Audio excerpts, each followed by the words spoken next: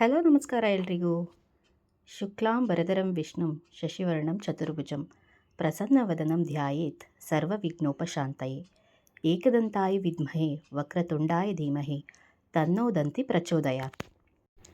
ನಾವು ಧರ್ಮಸ್ಥಳ ಮುಗಿಸ್ಕೊಂಡು ಸೌತಡ್ಕ ಮಹಾಗಣಪತಿ ದೇವಸ್ಥಾನಕ್ಕೆ ಹೊರಟ್ವಿ. ಧರ್ಮಸ್ಥಳದಿಂದ ಕುಕ್ಕೆ ಸುಬ್ರಹ್ಮಣ್ಯಕ್ಕೆ ಹೋಗೋ ದಾರಿನಲ್ಲಿ ನಮಗೆ ಸೌತಡ್ಕ ಮಹಾಗಣಪತಿ ದೇವಸ್ಥಾನ ಸಿಗುತ್ತೆ.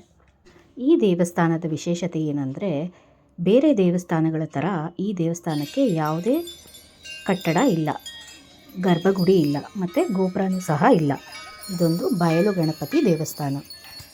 ಈ ದೇವಸ್ಥಾನದ ಕಥೆ ಏನಂದರೆ, ಗೋಪಾಲಕರಿಗೆ ಕಾಡಿನಲ್ಲಿ ಒಂದು ಕಲ್ಲಿನ ಗಣಪತಿ ವಿಗ್ರಹ ಸಿಗುತ್ತೆ.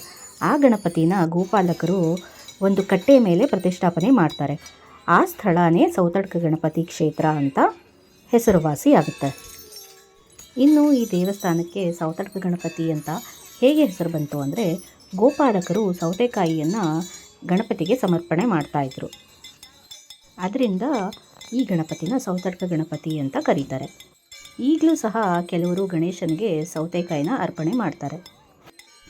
ಇಲ್ಲಿ ಗಣೇಶನ ಹತ್ರ ಹರಕೆ ಹೊತ್ಕೊಂಡ್ರೆ 2 ತಿಂಗಳವರೆಗೆ ಅವ್ರ ಬೇಡಿಕೆ ನೆರವೇರುತ್ತೆ ಅನ್ನೋ ಪ್ರತೀತಿ ಇದೆ. ಹರಕೆ ಈಡೇರಿದ ಮೇಲೆ ಇಲ್ಲಿ ಗಂಟೆಗಳನ್ನ ಬಂದು ಕಟ್ತಾರೆ. ಗಂಟೆ ತಗೊಂಡು ದೇವರ ಹತ್ರ ಪೂಜೆ ಮಾಡಿಸಿ ಆಮೇಲೆ ಗಂಟೆನ ಕಟ್ಟಬೇಕು. ನಾವು ಒಂದ್ಸಲ ಇಲ್ಲಿ ಹರಕೆ ಮಾಡ್ಕೊಂಡಿದ್ವಿ. ಹರಕೆ ಈಡೇರಿದ ಮೇಲೆ ಹೋಗಿ ಗಂಟೆನ ಕಟ್ಬಿಟ್ಟು ಬಂದ್ವಿ. ಇಲ್ಲಿ ಸಾವಿರಾರು ಗಂಟೆಗಳನ್ನ ನೋಡ್ಬೋದು. ತುಂಬ ಜನ ಹರಕೆ ಮಾಡ್ಕೊಂಡಿದ್ದಾರೆ, ತುಂಬ ಜನ ಬಂದು ಹರಕೆನ ತೀರಿಸಿದ್ದಾರೆ. ಈ ಗಣೇಶ ತುಂಬ ಪ್ರಭಾವಶಾಲಿ. ಇಲ್ಲಿ ಸಂಕಷ್ಟಹರ ಚತುರ್ಥಿ ದಿನ ಸಾವಿರಾರು ಜನ ಭಕ್ತರು ಬಂದು ಪೂಜೆನ ಸಲ್ಲಿಸ್ತಾರೆ. ಈ ದೇವಸ್ಥಾನ ಬಯಲು ಗಣಪತಿಯಾದ್ದರಿಂದ ದಿನದ 24 ಗಂಟೆನೂ ಸಹ ಈ ದೇವಸ್ಥಾನ ತೆಗೆದಿರುತ್ತೆ.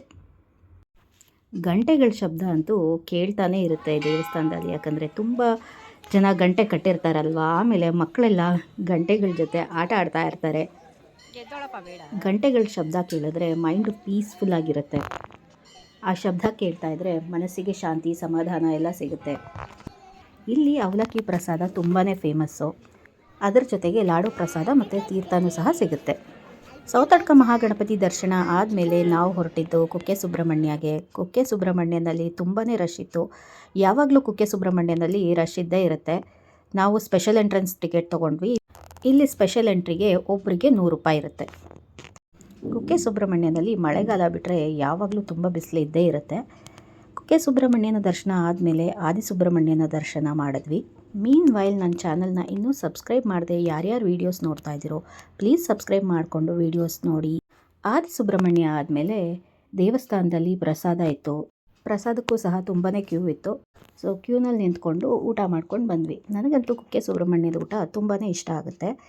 ಈ ಥರ ಪುಣ್ಯಕ್ಷೇತ್ರಗಳಿಗೆ ಬಂದಾಗ ಆ ಕ್ಷೇತ್ರದಲ್ಲೇ ಪ್ರಸಾದ ಸ್ವೀಕರಿಸೋದು ತುಂಬಾ ಒಳ್ಳೆಯದು.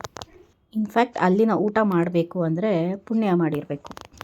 ಊಟ ಎಲ್ಲ ಆದಮೇಲೆ ನಾವು ನಮ್ಮ ಮನೆಗೆ ಜರ್ನಿ ಮುಂದುವರ್ಸಿದ್ವಿ. ಆನ್ ದ ವೇ ಬರಬೇಕಾದ್ರೆ ಗೋಲಿ ಸೋಡಾ ಇತ್ತು. ಸೊ ಕೋಕಮ್ ಫ್ಲೇವರ್ ತಗೊಂಡು ಗೋಲಿ ಸೋಡಾನ ಟೇಸ್ಟ್ ಮಾಡಿದ್ವಿ. ತುಂಬಾ ಚೆನ್ನಾಗಿತ್ತು. ಸೋಡಾಗೆ ಸ್ಪೆಷಲ್ ಮಸಾಲೆ ಎಲ್ಲ ಆ್ಯಡ್ ಮಾಡಿ ಅದರ ಜೊತೆಗೆ ಕೋಕಮ್ ಫ್ಲೇವರ್ ಆ್ಯಡ್ ಮಾಡಿ ಕೊಡ್ತಾರೆ. ತುಂಬ ಟೇಸ್ಟಿಯಾಗಿತ್ತು. ಡಿಫ್ರೆಂಟ್ ಫ್ಲೇವರ್ಸ್ ಇತ್ತು. ಸೊ ಕೋಕಮ್ ಫ್ಲೇವರ್ ಟ್ರೈ ಮಾಡೋಣ ಅಂತ ಕೋಕಮ್ ಫ್ಲೇವರ್ ಟ್ರೈ ಮಾಡಿದ್ವಿ. ಕೋಕಮ್ ಪುಡಿ ಒಂದು ರೆಕಾರ್ಡ್ ಲೈಕ್ ಮೆಟೀರಿಯಲ್ ರಿಕ್ವೈರ್ಡ್ ಯಾರೋ ರಿಕ್ವೆಸ್ಟ್ ಬಂದಿರುತ್ತೆ.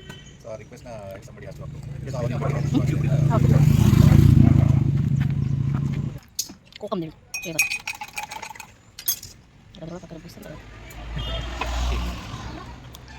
ಒಂದು ನಿಮಿಷ ಹಂಗೆ ಇರಿ.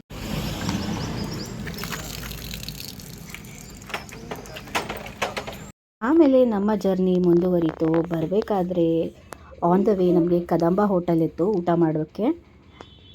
ಸೊ ನೈಟ್ ಆದದ್ರಿಂದ ಕದಂಬ ಹೋಟೆಲಲ್ಲಿ ಊಟ ಮಾಡಿಕೊಂಡು ಮನೆಗೆ ವಾಪಸ್ ಬಂದ್ವಿ.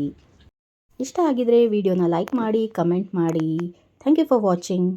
ಜೈ ಶ್ರೀರಾಮ, ಜೈ ಆಂಜನೇಯ.